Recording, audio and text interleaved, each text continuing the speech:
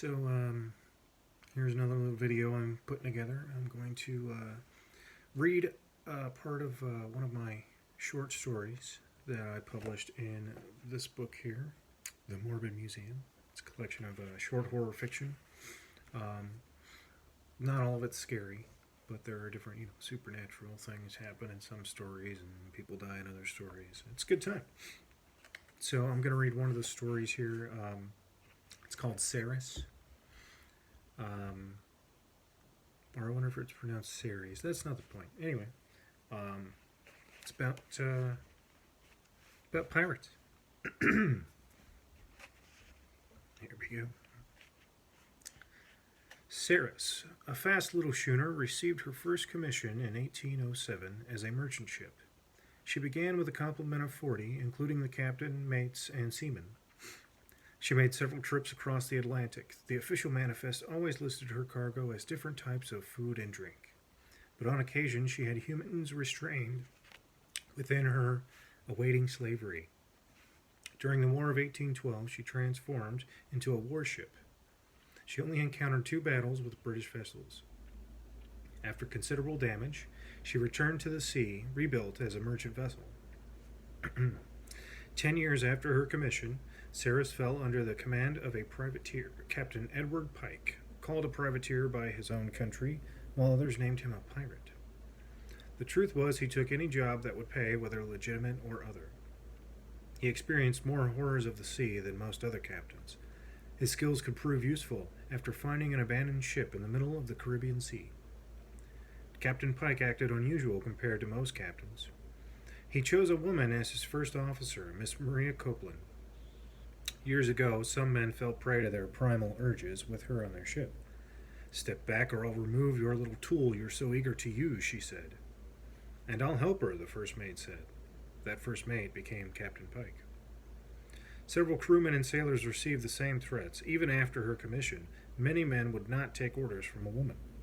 Those defiant sailors learned Miss Copeland always followed through with her promised threats. The current crew respected her as much as the captain. She gave her respect in return. Captain Pike called Miss Copeland to his chambers. Ceres approached the motionless vessel. "Arrange a boarding party with 2 men from our crew and a couple of our passengers. Have them look for supplies," Captain Pike said. "Aye, sir. Mr. Byrne and Mr. Gibbs have a good rapport with the passengers," she said. "Thank you, Miss Copeland, and if the passengers complain, remind them we allowed them on board at lower than standard pay," he said. "Aye, sir." Maria Copeland, as tall as any man and twice as mean, spent many years earning her place on every ship she sailed. Captain Pike remained the only man to show her kindness. He saved her life on many sea voyages, and she repaid the favor a few times. Mystery and secrecy surrounded the story of how Miss Copeland and Captain Pike met. "He pulled me out of the ocean many years ago." Miss Copeland never said more. She would never turn down an opportunity to tell anyone about a past adventure, but she never spoke about her life before meeting Captain Pike. Many would ask, but the captain would always give the same answer: "Her life is her business and none of yours." Most of their current crew sailed with them long enough to know not to pry into the past. They had heard many others try. "Won't you tell us of the first adventure you and Miss Copeland embarked on? You're not to be fraternizing with officers, the boy." "Mr. Byrne, Mr. Gibbs, the captain wants you to take a couple passengers and search the ship. See if anything is salvageable," Miss Copeland said. "Aye, ma'am," Mr. Gibbs said. "I know 2 passengers who will help. They're good men," Mr. Byrne said. Jimmy Gibbs sailed since he could climb onto a boat. He was the oldest member of the crew. As the ship's boatswain and quartermaster, he knew every inch of the boat and how best to operate it. "Begging your pardon, Captain, but a bowline knot is best to tie this off." "Very good, Mr. Gibbs. See that it's done." "Aye, sir." Joseph Byrne found freedom on the sea as a runaway slave. He always found work on ships as a skilled carpenter. Ship's carpenters often became surgeons since they had the necessary tools. But Mr. Byrne worked for a surgeon in his youth and knew more than the average seaman. His race prevented him from going to medical school, but the surgeon taught him well. "You may never be free, Joseph, but you will be valuable to any man with these skills I've taught you. Do not waste them." "Yes, sir." "I'll help people no matter their color." "Good lad." The surgeon died and his family sold Mr. Byrne. He did not see kindness again until he met Captain Pike years later. Several freedmen from Florida traveled on the ship, and Mr. Byrne had befriended them. If he asked, he knew they would help search the abandoned ship. "George, Peter, I'd like to ask a favor," Mr. Byrne said. "Whatever it is, we'll do it. You and your captain help us escape the war. We're forever in your debt," George said. "We need help searching the abandoned ship. You don't mind?" "Of course not. We owe you." "I'd rather be dead than go back to that country," Peter said. "They call it the United States, but we're not all united," George said. "On this ship, we are all united," Mr. Byrne said. They followed simple orders: search for the crew, search for food and water, and search for anything salvageable to use on the ship. If still intact, they could tow the ship back to port. "I'll check the hold for supplies. I know better than you boys of what is salvageable." Peter checked the captain's cabin. George checked the forecastle. "Mr. Byrne with me," Mr. Gibbs said. "Check the what?" George said. "Crew quarters, front of the ship, that door," Mr. Byrne said. "Savvy?" Mr. Gibbs said. "Yes, sir," George and Peter said.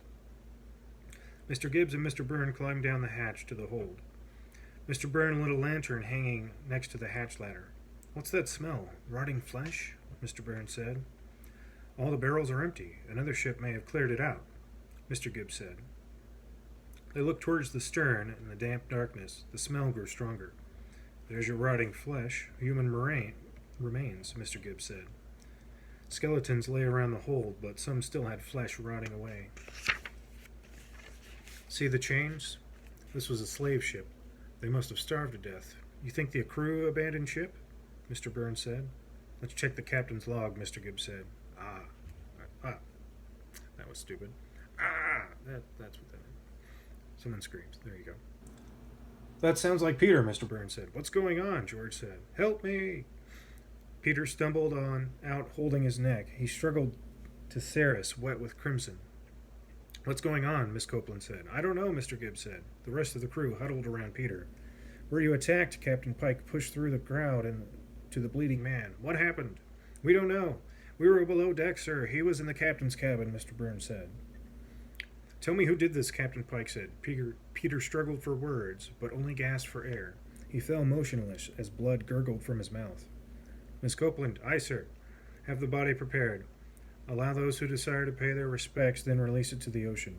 No one boards the other ship until I say." "Aye, sir." "Mr. Gibbs, Mr. Byrne, was anything found in the hold?" "Only bodies, sir," Mr. Gibbs said.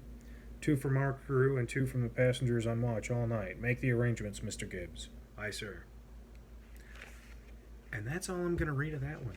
There's still 1, 2, 3, 4, 5, 6, 7. Yeah, that's probably like half the story right there. So if you want to find out what happens and what happened to Peter, well, you're just going to have to get the book to find out. All right. Thank you for watching the video. And yeah, good times.